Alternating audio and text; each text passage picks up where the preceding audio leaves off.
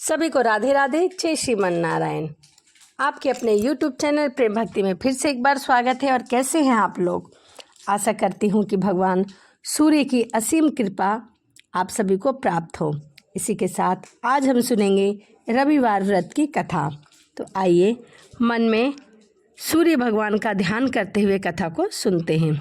एक बुढ़िया माई थी। उसका यह नियम था कि वह प्रतिदिन रविवार को सवेरे ही स्नान आदि करके पड़ोसन के घर से गाय का गोबर लाकर और घर को लीपकर भोजन तैयार करती थी और उसके बाद भगवान सूर्य को भोग लगाया करती थी और फिर स्वयं भोजन करती थी। ऐसा व्रत करने से उसका घर धन ध्यान एवं आनंद से पूर्ण था। इस तरह कुछ दिन बीत जाने पर उसकी पड़ोसन विचार करने लगी कि यह वृद्ध सर्वदा मेरी गोबर लेकर जाती है, इसीलिए वह अपनी गाय को घर के भीतर बांधने लगी। बुढ़िया को गोबर न मिलने से रविवार के दिन वह अपने घर को न लीप सकी। जब वह घर को न लीप सकी तो उसका भोजन भी तैयार नहीं हुआ। जब भोजन तैयार नहीं हुआ तो उसने भोग भी नहीं लगाया, और जब भोग नहीं लगा तो वह स्वयं भी भोजन नहीं किया। इस प्रकार उसने निराहार व्रत किया। रात हो गई और बुढ़िया माई भूखी सो गई। रात में भगवान ने उसे स्वप्न में दर्शन दिए और भोजन न बनाने तथा भोग न लगाने का कारण पूछा। तभी बुढ़िया माई ने कहा, आज मुझे घर लीपने के लिए गाय का गोबर नहीं मिला, जिससे हमारा घर शुद्ध नहीं हुआ, जिससे मैं खाना भी नहीं बना पाई, और जब मैंने खाना ही नहीं बनाया तो मैं आपको भोग कैसे लगाऊं प्रभु। तब भगवान ने कहा, माता, हम आपको ऐसी गाय देते हैं जिससे सभी इच्छाएं पूर्ण हो, क्योंकि तुम हमेशा रविवार को गाय के गोबर से घर लीपकर भोजन बनाकर ही मेरा भोग लगाती हो और उसके बाद स्वयं भोजन करती हो। आपके इस नियम से मैं आप पर बहुत प्रसन्न हूँ और आपको वरदान देता हूँ तथा अंत समय में मोक्ष देता हूँ। ऐसा स्वप्न में ऐसे वरदान देकर भगवान वहाँ से अंतराध हो गए। और जब वृद्ध की आँख खुली तो वह देखती है कि आंगन में एक सुंदर सा बछड़ा बंधा हुआ है। वह गाय और बछड़े को देखकर बहुत ही खुश होती है, बहुत प्रसन्न होती है और उनको घर के बाहर बांध देती है।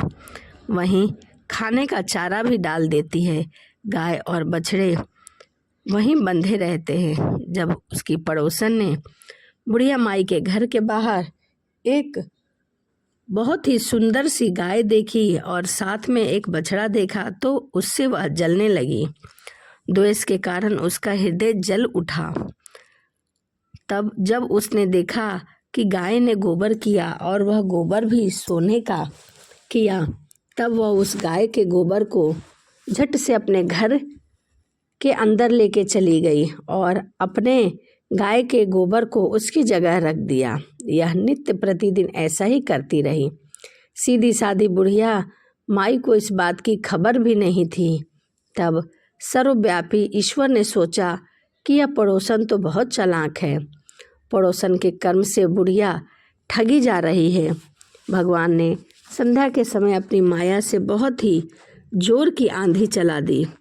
बुढ़िया ने अंधेरी के भय से और आंधी के डर से अपनी गाय को घर के भीतर बांध दिया।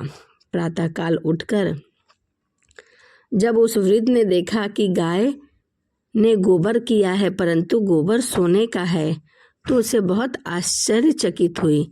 उसकी आश्चर्य का सीमा ना रहा और वह प्रतिदिन अब गाय को घर के भीतर ही बांधने लगी। उधर पड़ोसन ने देखा कि बुढ़िया अब गाय को घर के भीतर ही बांधने लगी और उसका सोने का गोबर उठाने का दावा चला गया, तो वह ईर्ष्या से जल उठी और कुछ उपाय न देखी उसने उस देश के राजा की सभा में जाकर कहा, महाराज, मेरे पड़ोस में एक वृद्ध है, उसके पास बहुत ही सुंदर गाय है। आप जैसा राजाओं के योग्य है। वह रोज सोने का गोबर देती है। आप उस सोने से प्रजा का पालन कीजिए। वह वृद्ध इतने सारे सोने का क्या करेगी। राजा ने यह बात सुनी, अपने दूत को उस वृद्ध के घर में गाय लाने की आज्ञा दी। वृद्ध प्रातः ईश्वर का भोग लगा भोजन ग्रहण करने ही जा रही थी कि राजा के कर्मचारी गाय खोलकर लेकर आ गए। वृद्ध काफी रोई चिल्लाई, किंतु कर्मचारियों के समक्ष कोई क्या कहता। उस दिन वृद्ध गाय के वियोग में भोजन ना खा सकी और रात भर रो रोकर ईश्वर से गाय को पुनः पाने के लिए प्रार्थना करने लगी। उधर राजा गाय को देखकर बहुत प्रसन्न हुए, क्योंकि वह गाय बहुत ही सुंदर थी। राजा यह देखकर घबरा गया। भगवान ने रात को राजा के स्वप्न में कहा, राजा गाय वृद्ध को लौटा दो, नहीं तो तेरा सर्वनाश कर दूंगा।